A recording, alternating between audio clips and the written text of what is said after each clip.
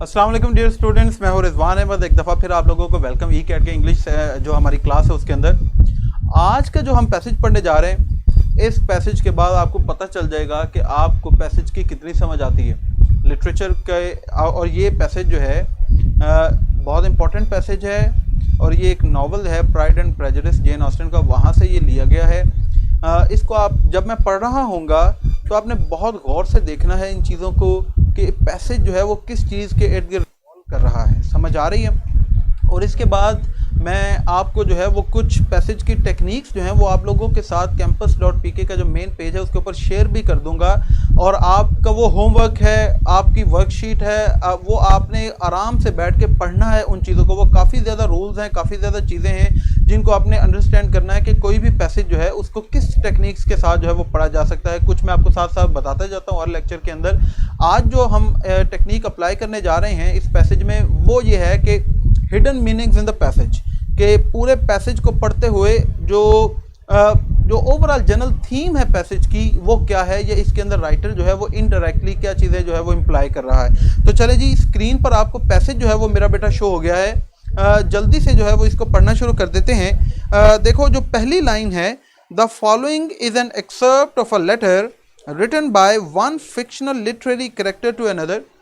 ये आपके लिए इम्पोर्टेंट नहीं है, ये तो सिर्फ समझाने के लिए बताई गई है कि नीचे दिया गया जो पैसेज है उसके अंदर बेसिक एक फिक्शनल कैरेक्टर है जो एक लेटर लिख रहा है एक और कैरेक्टर को। तो वो लेटर के अंदर क्या कह रहा है, चले जी पढ़ते हैं।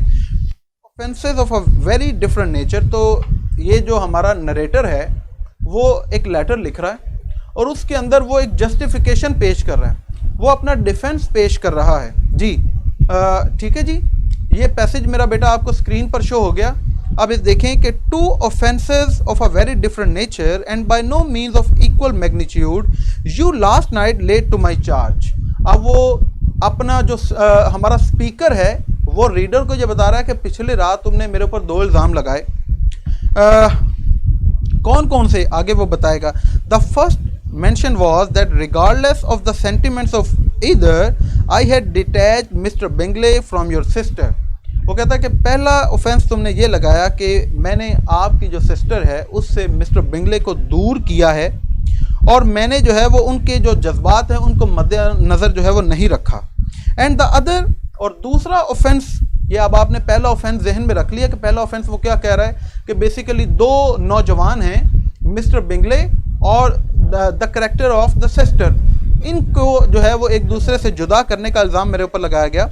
और दूसरा जो है वो कहता है and the other that I had in defiance of various claims. और वो कहता है कि दूसरा इल्ज़ाम ये, in defiance of various claims in defiance of honour and humanity ruined the immediate prosperity. दूसरा इल्ज़ाम ये कि मैं जो है वो सारे क्लेम्स को जो है वो कता नज़र रखते हुए, अपने वक़ार और इंसानियत को कता नज़र रखते हुए, ruined the immediate prosperity and blasted the prospects of mister Wickham. अब तीसरा करेक्टर आ गया कि दूसरा इल्ज़ाम तुमने मेरे ऊपर ये लगाया कि मिस्टर विकम जो है उसकी जो प्रॉस्पेरिटी थी वो उसको मैंने जो है वो ख़त्म कर दिया। अब वो किसी भी तरीके से, ये इनडायरेक्ट हिंट है, इसमें हमें अभी कुछ नहीं पता कि हो सकता है वो कोई बिजनेस में प्रॉस्पेरिटी कह रहा है या वो हो सकता है कि मिस्टर विकम और उसकी जो सिस्टर है उनके दरमियान ताल्लुकात जो है वो बनने जा रहे थे, तो मैंने उसको भी जो है वो बीच में रोका। तो वो कहता है कि ये 2 इल्ज़ाम तुमने मेरे ऊपर लगाए। ये आपने इन दोनों ऑफेंसेस को जहन में रखना है कि 2 नौजवानों के ख़िलाफ़ इल्ज़ाम मेरे ऊपर 2 लगे।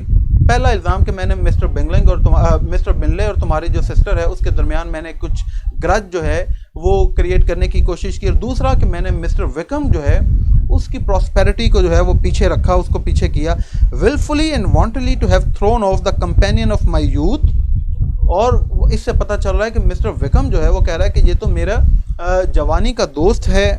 The acknowledged favourite of my father, मेरा बाप भी जो है उसको पसंद करता था। A young man who had scarcely any other dependence than on our patronage, एक ऐसा नौजवान जिसके हम पैट्रन थे, जिसको हमने पैट्रनाइज करना था, जो हमारे अंडर काम कर रहा था, जिसको हमारी ज़रूरत थी, उसको जो है उसकी प्रॉस्पेरिटी को मैंने रोका। And who had been brought up to expect its exertion would be a depravity.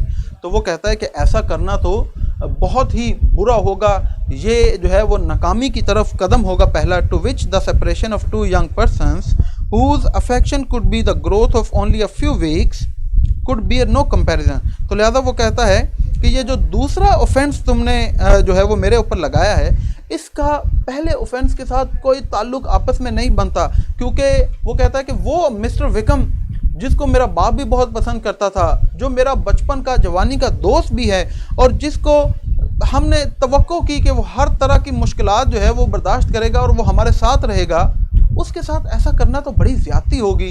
तो लिहाजा ये इल्ज़ाम जो आपने मेरे ऊपर लगाया है, ये इल्ज़ाम जो है ये सूट नहीं करता, ये दोनों जो हैं वो डिफरेंट बातें हैं, मैं ऐसा जो है वो नहीं कर सकता।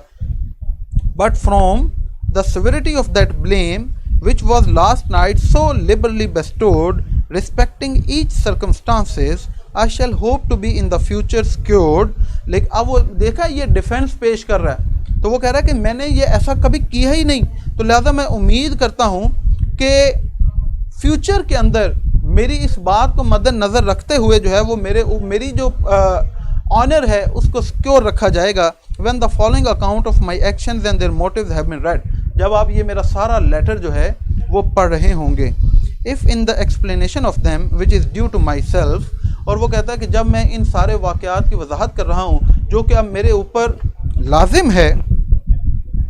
ये साउंड के अंदर इशू आ रहा है जी कोई जी आवाज़ जो है वो क्लियर नहीं है, साउंड के अंदर इशू आ रहा है। ठीक है जी, साउंड जो है वो हमारी तरफ से अभी बिल्कुल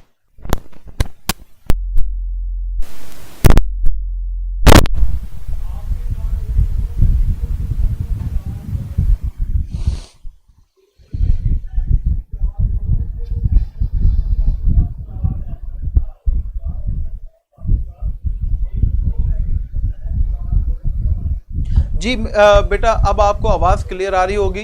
मैं अभी इस पैसेज को ख़त्म करूंगा और उसके बाद इसको रिपीट भी कर दूंगा कि इन केस आपको प्रीवियस जो है इस पैसेज की समझ नहीं आई।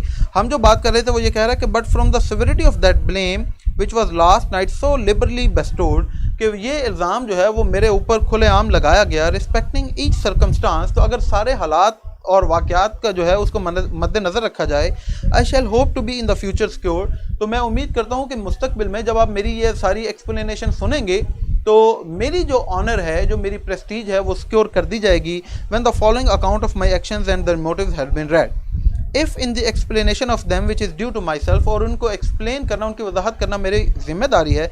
आई am under the necessity of relating feelings which may be offensive to yours, तो मेरे ऊपर यह फ़र्ज़ है कि मैं उन जज्बात का जिक्र करूं जो बेसिकली हो सकता है कि वो जज्बात जो है वो तुम्हें अच्छे ना लगें। आई can only say that I am sorry, मैं सिर्फ ये कह सकता हूँ कि मुझे माफ़ करें। The necessity must be obeyed, बहुत important line, and further apology would be absurd. तो वो कहता है कि क्या कहा, बहुत the necessity must be obeyed, वो कहता है कि जो काम करना ज़रूरी हो जाए वो काम हमें हर सूरत करना चाहिए। तो लिहाजा मेरे ऊपर जो इल्ज़ामात लगाए गए हैं तो मैं एक दफ़ा तो सॉरी करता हूँ, और इसके बाद दोबारा मुझे जो है वो अपने इन इल्ज़ामात की वजाहत करना या अपने आप की वजाहत करना जो है, it would be absurd, it would be futile, it would be strange कि मैं बार बार जो है वो एक ही बात की वजाहत कर रहा हूँ। लेकिन अभी मैंने ये नेसेसरी समझा कि मैं आपसे जो है वो सॉरी कह लूँ, मैं आपसे माफ़ी मांग लूँ। अब ये उसने सारे पैसेज के अंदर क्या किया है, अपना डिफेंस पेश किया है। मैं जल्दी से इस पैसेज को दोबारा पढ़ता हूँ, एक दफ़ा फिर सुनिए कि two offences of a very different nature and by no means of equal magnitude you last night laid to my charge. तो दो इल्ज़ामात तुमने रात मेरे ऊपर लगाए। The first mentioned was that regardless of the sentiments of either I had detach mister Bingley from your sister, कि मैंने उन नौजवानों के जज्बात को मद्देनज़र रखने के बावजूद जो है मैंने उनको जो है वो एक तरफ कर दिया और मिस्टर बिंगले और आपके सिस्टर जो है उसको एक दूसरे से अलग किया।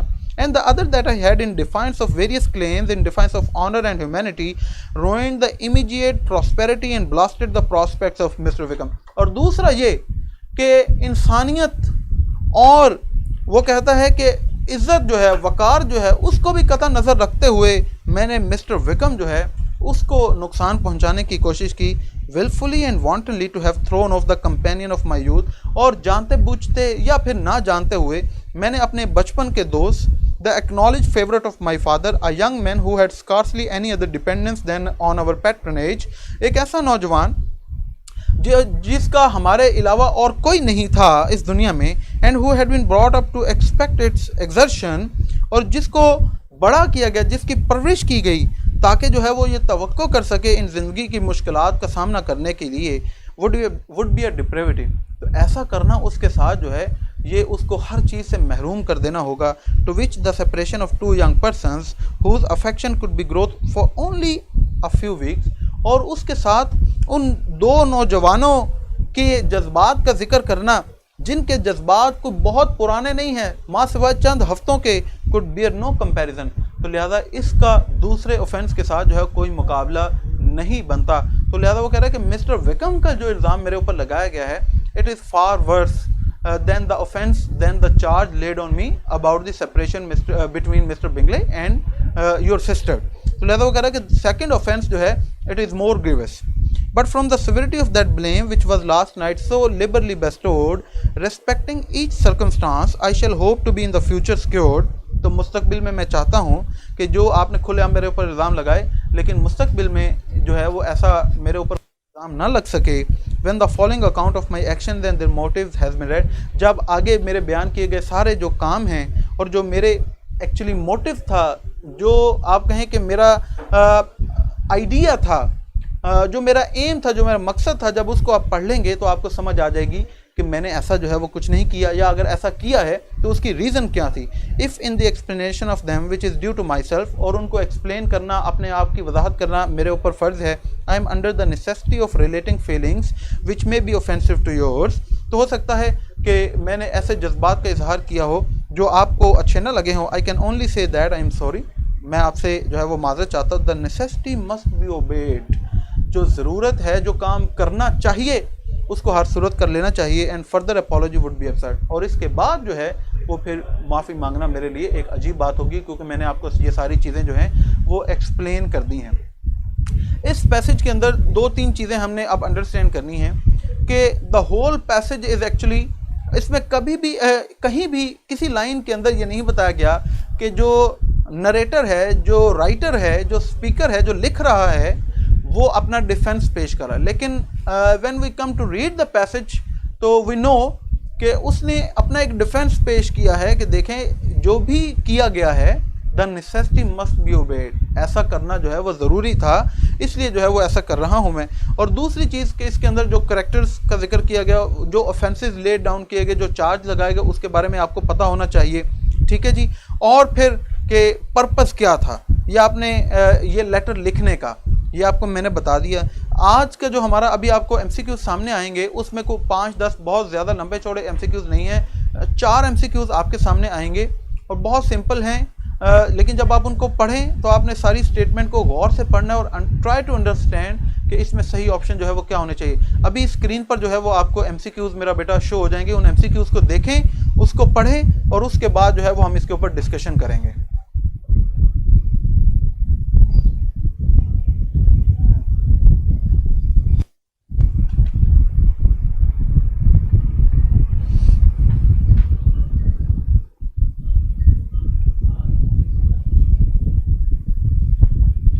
जी